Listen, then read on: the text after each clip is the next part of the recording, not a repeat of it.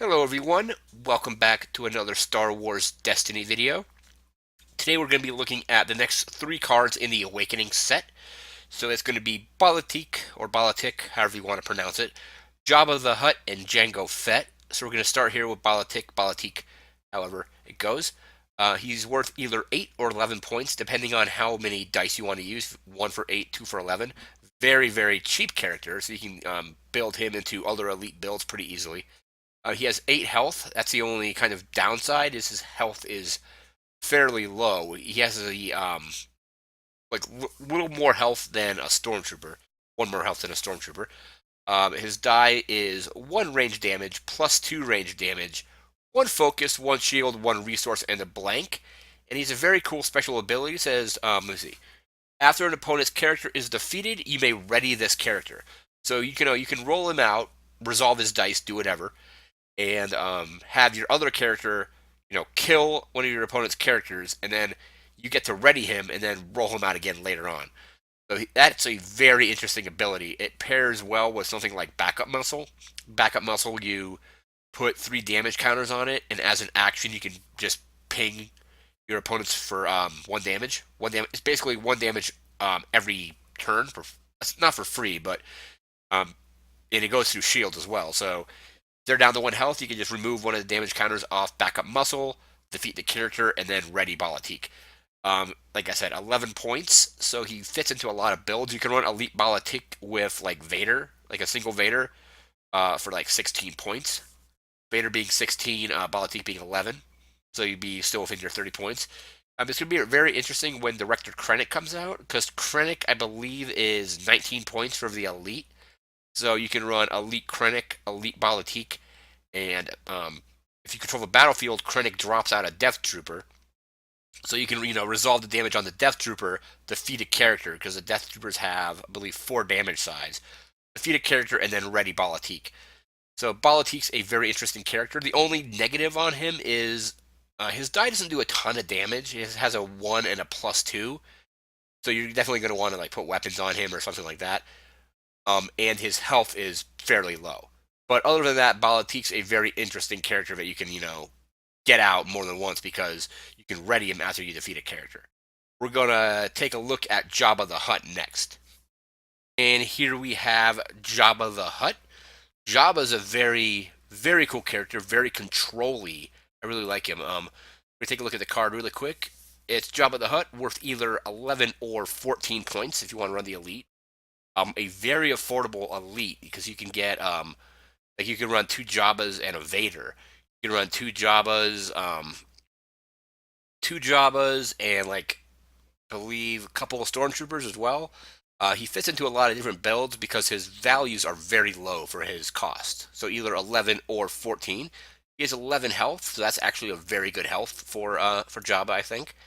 His die is pretty good too. It has a 1 focus side, another 1 focus, 2 disrupt, 2 discard, and 1 resource and a blank. And also, after you activate this character, you may re-roll a yellow die. If you already have a yellow die out, if you want to, like, let's say you have a thermal detonator out and you want to get it on its special, you can re-roll that thermal detonator. Or if you just want to get it on, if you have it on its special and don't really want the special to trigger, you can re-roll and hope to get one of the discard sides on the thermal detonator as well. So his die has like you can focus up your other dice with it. He has 2 focus sides. He's going to get rid of opponents' resources and have them discard, and he also generates a resource himself. I really like him because his I only have 1 Jabba currently. I want to get a second one, so I'm probably gonna possibly try to trade for another Jabba. Maybe do Elite Jabba and Vader, or Elite Jabba and maybe like a Jango or something like that. Yeah, because his Jabba is 14. So yeah, you can fit a lot of different characters in with Jabba. So you're probably gonna wanna pair him with somebody that does like the Vader Jabba build is Jabba does the milling and the focusing, Vader does the damage, and then you have other stuff like thermal detonators to get rid of cards and things like that. But Jabba the Hutt's very good. I like his health. I think his health is very good for him only being 11 or 14 points. You could also run double Jabba, double Bala-Tik. That would be 26 points, I think. It'd be 14, 20, 20 no, 25 points, sorry. Yeah, Bala-Tik being 11 points. But Jabba, very cool card. I want to get another one of him and build a very controlly, like crime lordy kind of deck. Crime lord is essentially like Jabba's upgrade.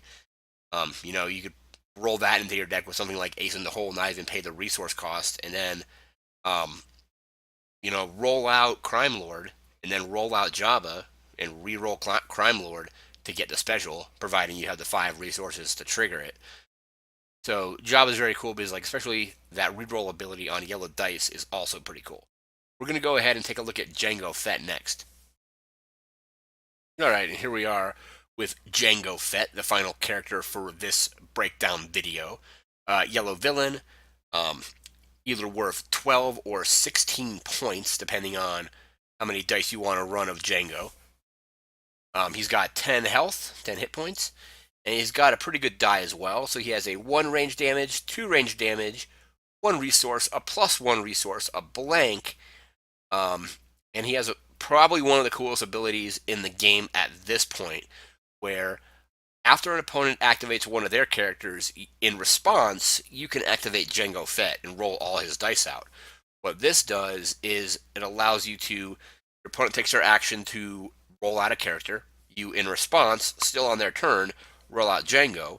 Then it goes to your turn, and you can immediately start doing stuff with Jango without having to wait another turn like you would with other characters.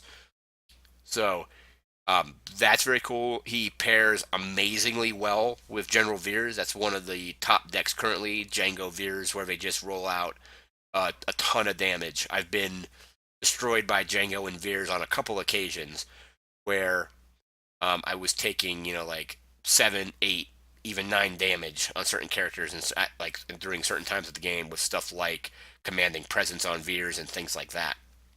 So a very strong card, very, very strong ability, being able to roll them out on your opponent's turn and then just immediately be able to go to your turn and start resolving damage right away, or resolving whatever else you're trying to get done. Um, his health is good. Health, I think, if it was any higher, he'd probably be considered overpowered if he had more than 10. So if he had 11 health, I think he would be a little overpowered. But a very cool card. He has a lot of very cool upgrades you can put on him, such as jetpacks, flamethrowers, blasters of, like DH-17s. I don't know, DH-17 might be red only, but anything that has like redeploy. So maybe put like an ambush gun on him. So put an ambush gun on him on your turn. Wait for your opponent to activate something. Roll him out on your opponent's turn with that holdout blaster. Or you can even just roll Jango out with ambush anyway, or do something else and wait for your opponent to respond by activating their character and then rolling out Jango. But yeah, Jango is one of the best cards in the game currently. He's very powerful. Like I said, he pairs very well with General Veers. I played a game against somebody that was running Jango and Kylo Ren, and it was a very strong deck. It had a lot of stuff such as like Kylo Ren giving you access to blue, was able to get force chokes out onto Jango with a Sith holocron. So that's another pretty cool combination. I ended up losing to that deck. It was a close game, but it was pretty fun. And then, like I said, Jango and Veers definitely one of the top decks currently, if not the top deck. I think Rey and Han might be ranked a little bit higher currently, but Jango Fett, very cool ability, and I think that it also is thematic because Jango can kind of just basically just jump into combat whenever he's ready. But that's going to do it for this video. We'll be back tomorrow. We'll be covering 3 more cards and breaking down the cards and or dice if the cards have dice. We're going to be doing all the cards in the set, so we're going to be doing the supports, the events, the locations, things like that. So we're just going to keep going until we get through all the cards in Awakenings, and hopefully when Spirit of Rebellion comes out, we'll be doing the same thing for that set. So just remember to like, comment, share, and subscribe. Be back tomorrow, and I want you to take care and have a good one.